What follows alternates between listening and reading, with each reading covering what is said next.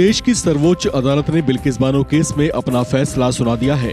Supreme court में justice बीवी नागरत्ना और जस्टिस उज्जवल भुइयां की 2 सदस्यीय बेंच ने बिल्किस बानो केस में गुजरात सरकार को कड़ी फटकार लगाई है और साथ ही इस मामले से जुड़े 11 दोषियों की सजा माफी के गुजरात सरकार के फैसले को भी रद्द कर दिया है। सुप्रीम कोर्ट के इस फैसले को कांग्रेस समेत विपक्ष की कई पार्टियों ने बिल्किस बानो की जीत बताया है। इस पर कांग्रेस नेता राहुल गांधी की ओर से भी प्रतिक्रिया आई है।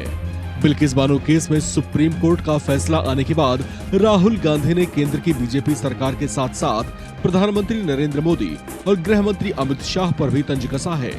सोशल प्लेटफॉर्म एक्स पर अपनी पोस्ट में वे लिखते हैं, चुनावी फायदे के लिए न्याय की हत्या की प्रवृत्ति लोकतांत्रिक व्यवस्था के लिए खतरनाक है। आज सुप्रीम कोर्ट के फैसले ने एक बार फिर देश को बता दिया कि अपराधियों का संरक्षक कौन है। बिल्किस बानो का अथक संघर्ष अहंकारी भाजपा सरकार के विरुद्ध न्याय की जीत का प्रतीक है। अपने इस ट्वीट में राहुल गांधी ने बीजेपी की सरकार पर प्रहार करते हुए उसे अपराधियों का संरक्षक बताने की कोशिश की।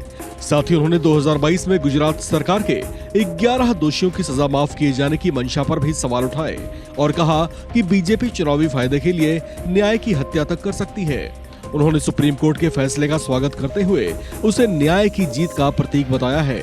दरअसल सोमवार को सुप्रीम कोर्ट की 2 जजों वाली बेंच ने बिल्किस बानो केस में फैसला सुनाते हुए गुजरात सरकार की ओर से सामूहिक दुष्कर्म के 11 दोषियों को रिहा करने के फैसले को गलत बताया।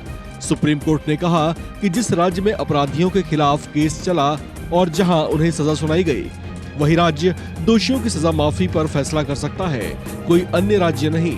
आपको बता दें कि बिल्किस बानो केस में दोषियों पर केस महाराष्ट्र में चलाया गया था, जबकि उन्हें सजा भी महाराष्ट्र में ही मिली थी। जबकि 2022 में 11 दोषियों की सजा माफी पर फैसला गुजरात सरकार की ओर से लिया गया था, न कि महाराष्ट्र सरकार की ओर से। इस मामले में जस्टिस बीवी नागरत्ना और जस्टिस उज्जवल भुइयां की पीठ ने 12 अक्टूबर 2023 को सुनवाई पूरी होने के बाद अपना फैसला सुरक्षित रख लिया था। गुजरात सरकार ने माफी नीति के तहत साल 2022 में बिल्किस बानो से सामूहिक दुष्कर्म और उसके परिवार के 7 सदस्यों को मारने की दोषियों को सजा माफ की थी और उन्हें जेल से रिहा कर दिया था।